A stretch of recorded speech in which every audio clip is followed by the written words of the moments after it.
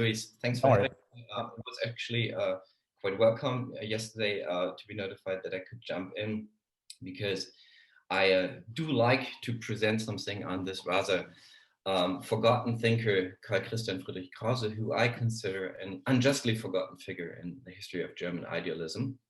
And since I knew I would be the first one to open up this morning and people are coming in from different time zones, I figured I should better have some colorful PowerPoints to wake you all up.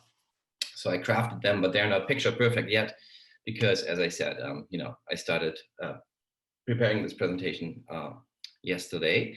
And I will unburden my speech by academic references as far as I can, except for very few quotations.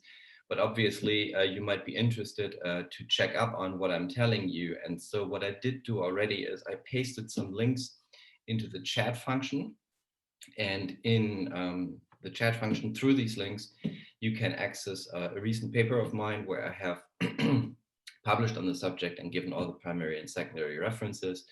And or you can also, if you should want to know more about Krause in general, access for free an e-copy of my recent book, so that I can unburden my talk right now from specific references and focus on the gist of the matter.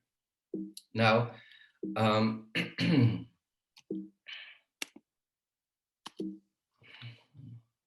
now I cannot move through my presentation for whichever reason. Now, there we go. So what I'm going to do is I will first give you two preliminary steps before I come to the main story, which is the philosophy of Carl Christian Friedrich Krause on animal rights. And as I said, because he is somewhat unknown, at least in the Anglophone and German-speaking philosophical world, I will briefly say a few words of introduction on him, which won't be necessary for many of the Spaniards and Latin Americans who joined. Krause was a philosopher who was a polymath, and he is regarded as a master disciple of Fichte, competed for attention quite favorably, in fact, with Schelling and Hegel in Jena, had a lot of good rapport with the students. His early works on natural philosophy and the concept of construction found acclaim in the academic press of the day, and he was regarded as a shooting star. But his academic fame kind of ended at 1804, after both Fichte and Schelling had left the University of Jena due to the strife on atheism and pantheism respectively. And Krause, who had a panentheistic system, he coined the term, and he developed as a first such a system with an explicit drive to do just that, a panentheistic metaphysics. He felt he was also in line for dismissal and maybe political trouble, and so he removed himself from the academic scene. And further career decisions of his were a little bit unfortunate, so that in Germany he didn't build much of a following. However, it was enough of a following that some of his disciples through Belgium and France came to influence some Spanish thinkers in the middle of the 19th century, whereupon in the second half of the 19th century in Spain, an intellectual movement picked up on Krause's writings and whatever his Spanish disciples made of them. And that movement became known as Krausismo. And the Krausismo was very strong in Spain until the era of Franco and his dictatorship. And during the period that it was strong, it influenced from Madrid, from the Institución Libre de Enseñanza, the famous artist generation, the Generación de 98.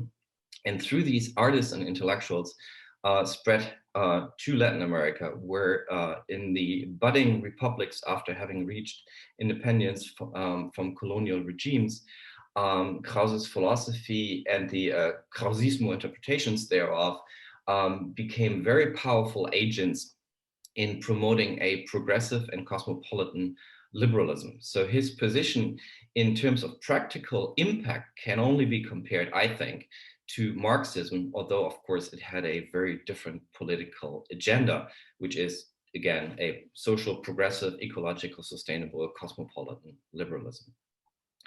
Now, in the second step, we have to talk about how Krause accomplished his theory of animal rights, and I'll do this through elucidating how he builds up a phenomenology of human freedom and responsibility, and approaches then his topic that I want to speak about, animal rights, in the main. So I had already mentioned the first steps, that Krause, the forgotten polymath, had this repercussion all around the world, which though is hardly studied in Anglophone and German-speaking cultures. But it gives us, I think, some reason to say we should include him in a conference where, normally you would expect we have Kant, Fichte, Schelling, Hegel, throw in some Hölderlin, some Hegel, some Schopenhauer, and we have the big names done. But not only because of his ideographic importance, because he was in direct contact with Fichte, with Schelling. Hegel knew him and appreciated him, and so on and so forth. He had a strong impact on Schopenhauer when it came to the reception of Indian philosophy, which Krause had started earlier in studying Sanskrit, and Schopenhauer did, and so on and so forth. But also for systematic reasons, we should, I think, give him a look. Now, on the first and rather superficial level, Krause has arguments that are all too familiar to us today in the early 21st century, when he says there are anthropocentric reasons to take care of nature. And those would be the reasons that stem from an interest of humans in the conditions of possibility of their own freedom. So if we want to not negate the conditions from which we act and the surroundings in which we live and thrive, then we need sustainable ecosystems. Therefore, we should act with responsibility and sustainability towards nature. And we should also see that everything out there in nature can potentially, possibly, conceivably, sometimes be a means to an end of the liberty of someone, and if not today, then tomorrow for future generations. And therefore, we should never indulge ourselves in the belief that nature, stuff, matter out there is intrinsically worthless and it can be destroyed without reason. We should always have precautionary principles at work and be careful in how we deal with nature, because again, nature could be instrumental to the present and future purposes of liberty. But so far, I would say so boring, in the sense that this is a position that is all too familiar for us and doesn't really break the mold of an anthropocentric regard for nature. So in that sense, systematically, there's nothing new. Where there is something new in Krause is his anthropo-relational concern, as I would term it. So he is not a proponent of biocentric approaches. He doesn't believe they work. He sees them falling into both naturalist and normativist fallacies, in that they try to either read off of the empirical observation of nature norms that are allegedly internal to it, or vice versa. They read off of reason certain norms and then kind of try to metaphysically instill them into nature. And he feels a too direct approach of that nature couldn't work. But what can work, he says, is to look at how we humans justify values, rights, duties, obligations to one another. And of course, as somebody philosophizing in the ambit of German idealism, it has to be done through freedom.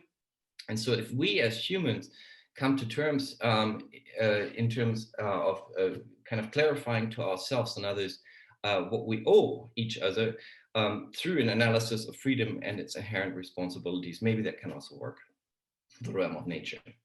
And so he starts with a transcendental phenomenology of freedom. It is a phenomenology in terms of that all of his philosophy, both his systematic writings and his regional philosophies, are built on first a phenomenology. What do we find in consciousness as truths we cannot surrender without giving up the very nature of our consciousness? And then it's transcendental in that it asks for the conditions of the possibility of the veracity of these posits. In that, he is similar and different to Hegel. He is similar to Hegel in that Hegel, of course, also feels the phenomenology gets us to the system level of a metaphysics defensible on the principles of freedom. But, once having reached that level, you can philosophize from that level, so to speak. You might be able to throw away the ladder once you have reached the higher echelons. Krause doesn't believe that. Krause believes instead we always need the analytical philosophy, as he terms it, which is in his case not an analytical philosophy in the sense of the 20th century, but transcendental phenomenology. We need that for every region of philosophy. So if we philosophize about law, if we philosophize about nature, we always have to start with an analytical regress of what we find as inevitable truths in our consciousness about the fact of the matter, and then asked for the conditions of the possibility thereof. And only thus can we proceed to a metaphysics. Now, when we look to freedom and human responsibilities, we have the familiar bifurcation between what we observe in outer nature, where we cannot really say we observe freedom. We observe patterns that are laid out in temporal succession and spatial contiguity, which then are being interpreted by us as causality. And so the causality of freedom is something we cannot see. At the same time, we have an intuition of our nature, and we have a feeling for ourselves and a conception of ourselves, and that conception we bring to the fact of the matter, and we say, well, we do perceive ourselves as free and responsible, and actually we recognize our freedom through our responsibility, in that he's very Kantian. And so we have to come to terms with that we match what we observe in nature outside with what we intuit inside, and come to terms with it and settle on the fact that actually we are responsibly free beings. And if we do this as humans and for humans, then the way we do it can maybe give us some elucidation and insight as to what freedom for persons is. And then we can later ask the question, would that also account in some form or another for animals? So Krause then says, yes, we have three levels of freedom that we typically perceive to be essential for a fully flourishing human being. The first and most basic is central, where we orient ourselves instinctually in space and time, and we are basically being context oriented. And it is a lower level of freedom. In the biography of humans, this level comes first. In little children and so on and so forth, it is then being superseded by a next level rational freedom that is more obstructive, that can extricate itself from its contexts, both natural and social, to a certain degree and extent. And it can display freedom in and through instrumental action. We can think of the Kantian hypothetical imperatives and so on and so forth. We can have preferences and rationally pursue them and put ourselves, so to speak, at arm's length in a semi-distance to the natural and social and cultural context that we live in. And the highest level then would be, as a potential, not always as an actuality in human beings, reasonable freedom. This reasonable freedom is integrative in a moral kind. We deliberately integrate ourselves into social communities through higher level concepts, and these higher level concepts are and can be of a moral nature and can try to tickle out the intrinsic value of entities that we encounter in our surrounds. And in that, it supersedes that aforementioned rational freedom and brings it to heel, so to speak. What accounts for this capability of the third and highest level of human freedom, according to Krause, is that we can build, to say it was Frankfurt, second order preferences. So we can not only feel, will, and think, but we can also feel our feeling, will our willing, think our thinking. And importantly, we can think our feeling or will our thinking, and we can will our feeling, and so on and so forth. We can use our basic faculties as means of mutual and self-criticism. So if I have, for example, a first order preference for smoking, I can form a second order preference for not having the preference of smoking. And through that, I can distance myself from my first order preferences. And that's the very capacity that I, as a human, can employ in order to make moral choices. And so for Krause, here then is a key distinction to be made between lower and higher forms of personhood. And he holds that animals can, in fact, attain a lower level of personhood characterized by him through the two first ranks of freedom. That is, they are essentially and rationally active in the sense that they follow a certain form of instinctive integration of their individual into, say, social groups of their kind, and they can have such agency and they can pursue interests with a modicum of instrumental reason. And they have distinct self-awareness. They discern themselves from others of their kind, and they can discern different species from one another. And within different species, they can discern different members of these species from one another and relate to each of these distinctions specifically. So they have an individual inwardness, as he would call it, and that to him satisfies to call them persons. And he very consciously makes that distinction in deviation from the Kantian distinction that would say a person is only that subjective entity that can commit itself to the moral law. And Krause wants to resuscitate that distinction, but he says, well, that actually discerns not persons and non-persons, but it is actually a bifurcation between persons of a lower and a higher order. And so humans have as a potential the capacity to ascend to that higher order of personhood. So on top of what animals can do, they can integrate themselves into social entities in a deliberate form based on their free choice. And they have the potential for self-critique, for the second order preference building, and so on and so forth. They can rise to the rank of moral agency. And that is something that animals don't have, but persons they are nonetheless. And so in very simple terms, this is his argument, and I will now afterwards try to back this up by some quotations. His argument is animals are persons, albeit of a lower rank. Persons have rights, and not all persons can protect their rights themselves. For example, children, senile persons, persons with strong cognitive disabilities cannot protect their own rights and have them protected by other persons, by proxy, by legal representation.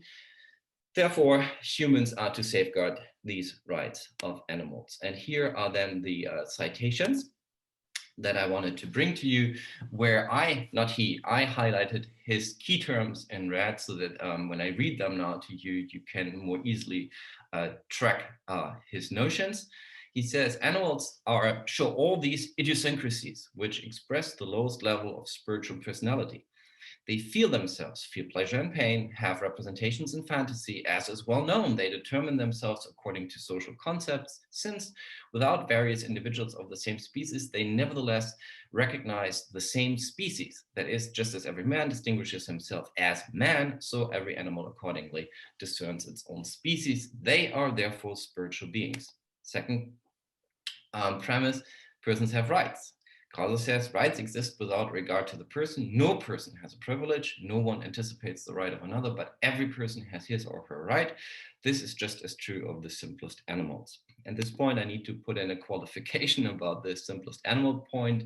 This citation is from one of his earlier works, and later in his writings, he actually does differentiate a bit more at this level, and he seems to differentiate between animals of higher and lower order, and only seems to, in his later works, ascribe the person status to animals of a higher order.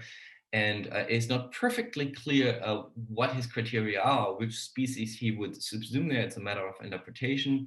In my interpretation, what he is trying to say is that on top of what we had already said, inwardness and species and self-distinct awareness, animals also need to have something that today we would call pro and retentional consciousness.